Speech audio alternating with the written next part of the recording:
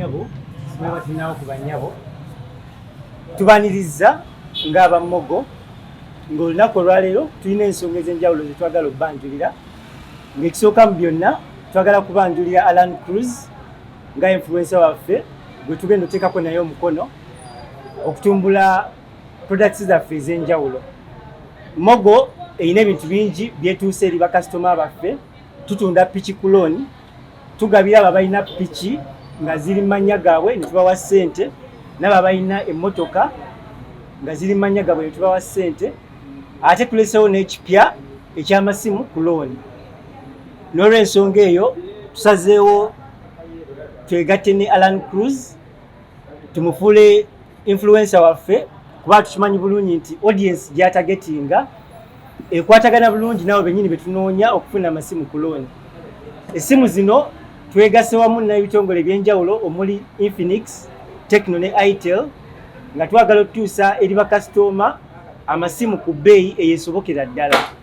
Kasitoma kyetaaga okukola kyokka kwe kuba n'endagamuntu ye n'akyala ku dduuka lyonna eririko akapande ka Mogo n'afuna essimu ku bbeeyi eya wansi ddala. Ate n'ensasula ateekayo akasente katono mu ntandikwa esikali n'asasula buli lunaku oba buli wiiki nga ze zisinga obutono ku katale. Yes, nibannyabo. Okay.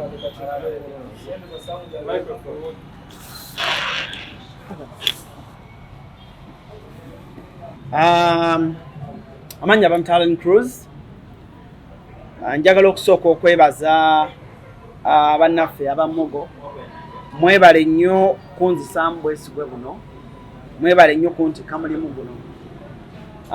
Omuvubuka ali eyo nyongera okutegeeza olw'okuba nti ndi omu ku abo abavubuka abasinga okugobererwa ku mutimbagano, nsazeewo nange ng'omuntu nzikirize contract eno empeereddwa aba Mogo n'okwongera obategeeza nti ebintu byabwe biri legit, si bya kiyaaye. Gavumenti ya Uganda ebamanyi, bali certified bulungi. Ate era buli muvubuka yandisaanye akwate ku ssimu ennungi, buli muvubuka yandisaanye abeereko n'ekintu ekirungi mu bulamu bwe. So Mogo kikyezza okwanguyiza. Mogo ezze ekwanguyize nti bw'obanga oyagala essimu ey'akakadde naye nga tokalinaawo, kitegeeza nti osobola okubawa emitwalo 28 ne bakuwa essimu buli wiiki n'oba ng'osasulayo omutwalo nga gumu mu 12,000, buli wiiki n'oba ng'osasulayo omutwalo gumu mu 12,000. Oyinza okumbuuza n'oŋŋamba nti Alan Cruz wemba sobodde sasula mutwalo gumu mu 12,000 ki ekiddako? Bw'oba tosobodde sasula mutwalo ogwo gumu mu 12,000 buli wiiki, tusooka ne tukwatamu katono.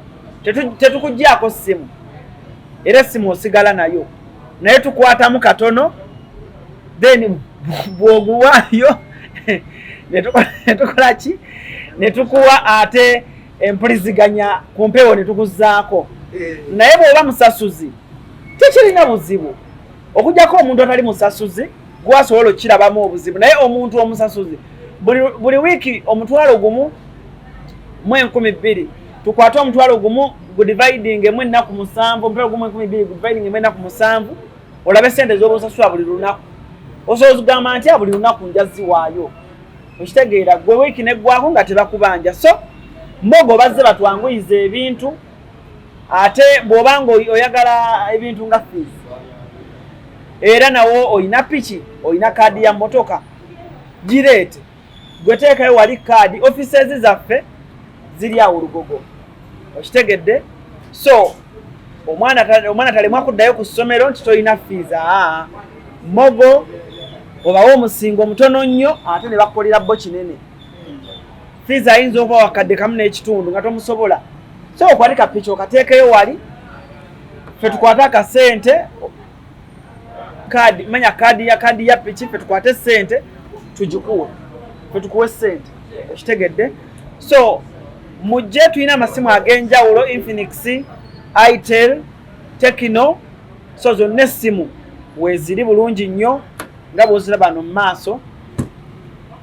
mundabye nga nanga essimu ya Tecno Camon 40 eno simu nnungi nnyo noyinza okuba tolina ssente zijigula gimalayo mu kaseera ng'olina ebirala ebyokukola jangu manye ebbeeyi yaayo gwegamba nti njagala ya kibanja mpola ku Mogo ne wano wenyini wetudde mu maduuka ga Tecno jangu twakwataganye n'aba Tecno twakwataganye n'aba Itel twakwataganye n'aba Infinix buli dduuka ly'osanga yingira gwegamba njagala nkola ya Mogo ng'akayimba bwe mugenda okukawulira kitegedde so nange njagala okubaza aba Mogo mwebale twesiga ne munywanyi wange ono gwenzanya naye obuzannyo Mama Nakitende Ma Brighton Mama Nakitende brand ezo bbiri then waliwo na Alan Cruz nammwe abatunyumirwa mwenna mwebanyuma baidala ne Mama Nakitende ndowooza kabeeko byayongerezaako awo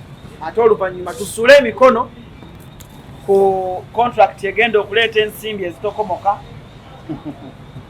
okujjako njagala okwongerera okwebaza bannamawulire bannange babloga bannange ba YouTuber ba TikToker ba Facebooker Instagrammers mwenna abambereddewo mu lunaku luno kino kitulaga nti nga bannamawulire naddala egi yaffe n'empya twebeereddewo Shancells enkya waba n'ekintu ampita ne mubeererawo Tomiri waba n'ekintu ampita ne mubeererawo Praise Media the same fenna banaye mwebale nnyo Kacumbali mwenna bakyali bange sinza bamenya amannya mwenna ne mbamalayo ddala media ku TikTok awo musajja ankolera ddala bulungi muwaka wange Jose the blogger webale nnyo bayire ddala Cookie Promotions webale nnyo bayire ddala bannange mwenna muli bangi naye mumanye nti nsiimye mumpadde ebbanja ddene ate mwebale kundaga mukwano guno kuba obayita on short notice ate ne mubaawo so kindaze omukwano eri bannamawulire bannange omukwano gwe mundaze it's a short notice ayi ne mugamba nti Cruise tujja kujja tubeerewo oba otuwadde ssente oba totuwadde naye ate nga nkimanyi mwagala nkola etya mbokyeyo so kale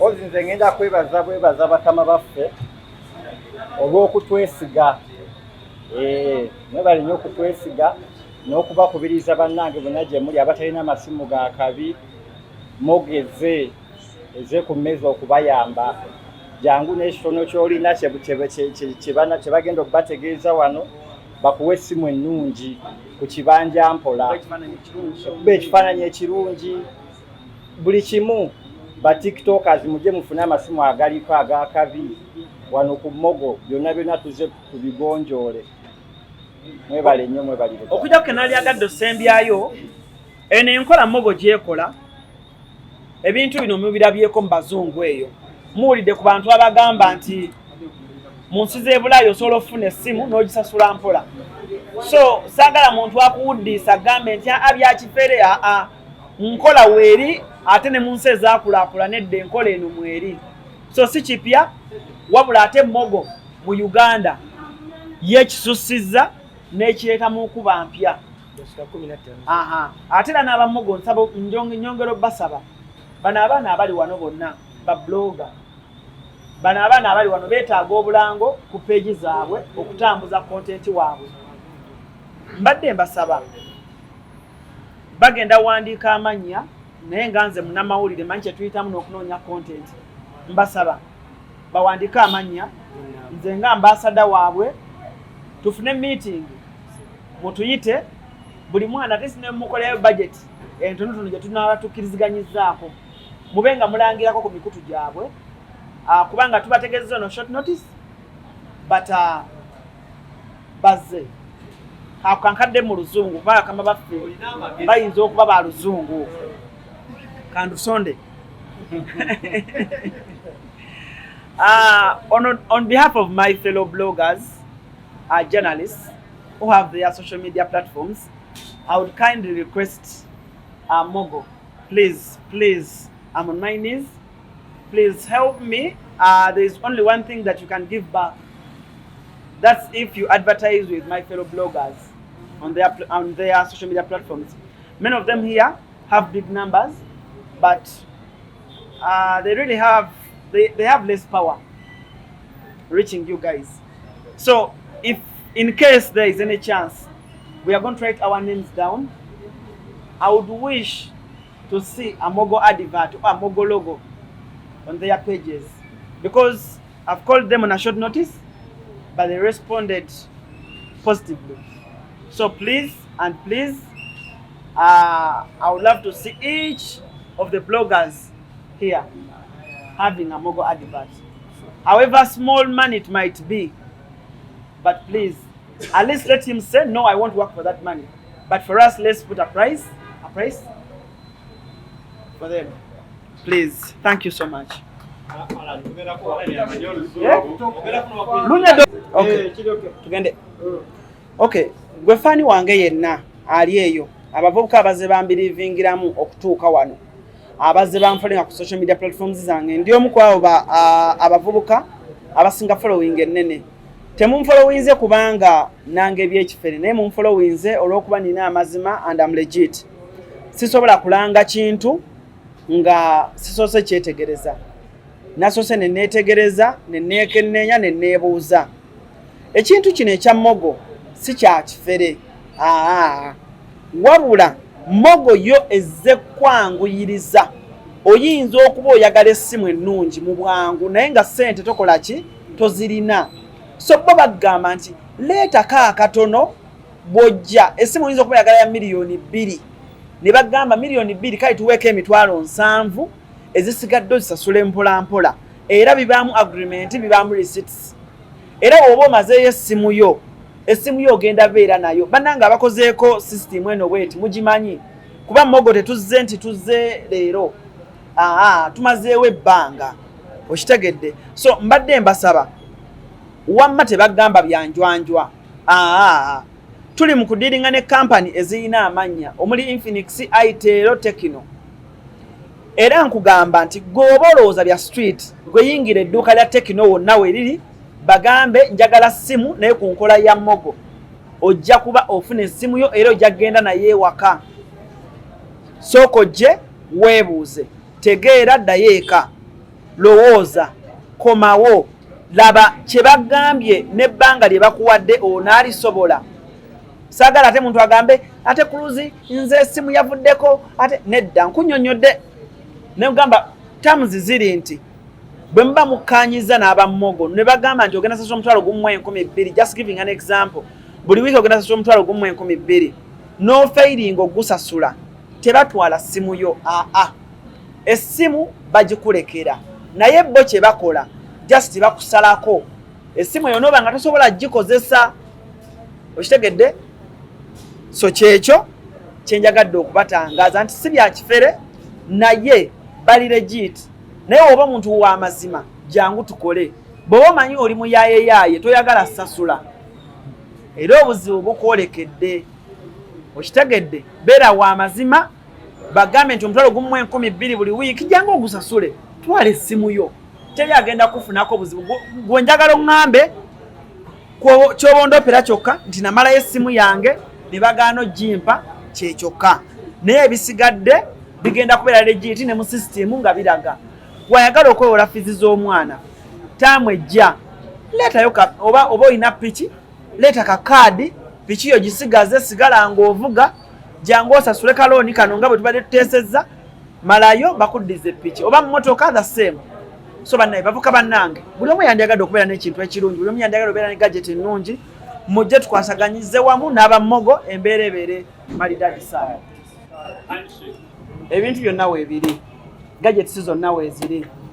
Kakati ekya ssente kisinziira gwe gy'olonze ya ssente mmeka. Nkuwadde example ne mugamba ow'akakadde oyinza otuwaako emitwalo 28, gwe n'ogenda n'essimu. Kitegeeza the higher the price, then ne percentage nayo ekola etya yeeyongera. Kitegedde nti owa miliyoni 2 bw'oba otessimu ya miliyoni 2 tosobola ate kumpaako 28. Okitegedde, owa miliyoni 2 kitegeeza oyinza okumpaako ng'emitwalo 7, gwe n'ogenda n'essimu yo n'ojja then ng'osasula mpolampola. So kisinziira ku price kijo. Oyinza okulonda essimu ya mitwalo 6 ate kati ow'enkaaga era owa ntono. Kitegedde, owenga basobola okugamba ffe tuweeko emitwalo 2 gwe nowaako emitwalo 2 n'ogenda n'essimu ne tukuwa ne interest gundi yo gy'ogenda okubango naye gy'okomera okulwawo ebbanja n'olisukka